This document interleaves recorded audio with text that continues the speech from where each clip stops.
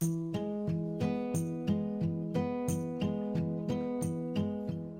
everybody, I'm so glad you're here today. I'm going to show you one of my favorite simple arrangements today that takes literally 5 minutes to make.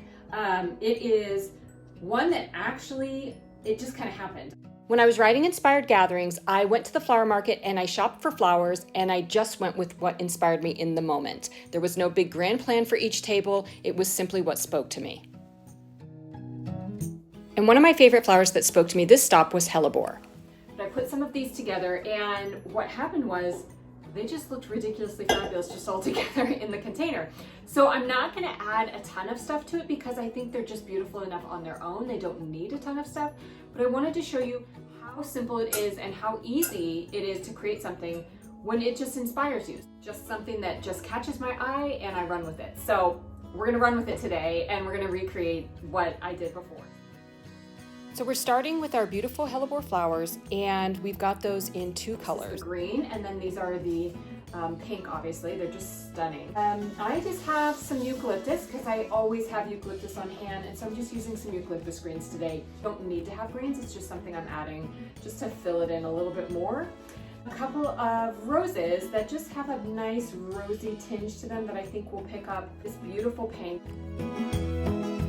So let's get started.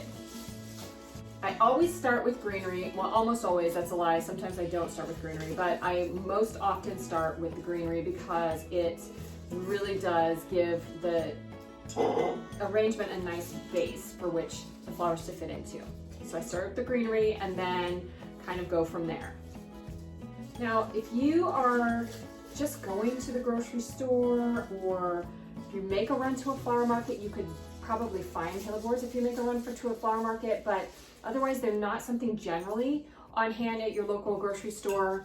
They're kind of a really special flower. They're not super expensive at the flower market, but you do kind of have to look for them. Yeah. I was actually working on the book, and I walked into one of my favorite vendors, and I was looking for just something interesting and different to use. And I happened to see this bundle, not this pink, but very similar to it. And I picked it up and I brought it up there, and he said, that is the last bunch of the season. They probably will be in season and well priced through June. After that, it might be something that is imported. So anytime you get an imported flower, the price is obviously a lot more. So you want to kind of just buy what's in season rather than going on the imports.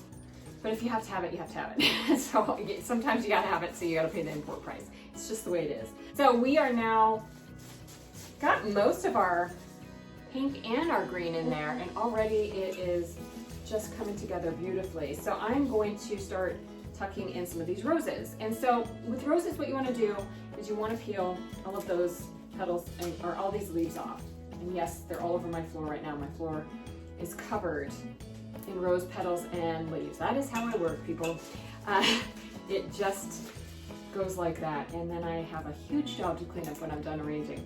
You want to take the leaves off because the flower actually to get most of the water. You don't want, I mean, leaves are great, but you want the flower to be beautiful as opposed to having beautiful leaves and a wilted flower. So pull the leaves off. You can leave a couple at the top if you kind of like the way that that looks. I've been known to do that too on occasion. So something that I generally do is I turn things around and I see where I need to kind of separate things or let them fall out a little bit more, or add a few things, because oftentimes the part that you're looking at from your angle is going to look great, and maybe the whole arrangement doesn't look great. So you want to make sure you turn things around and just kind of play with it.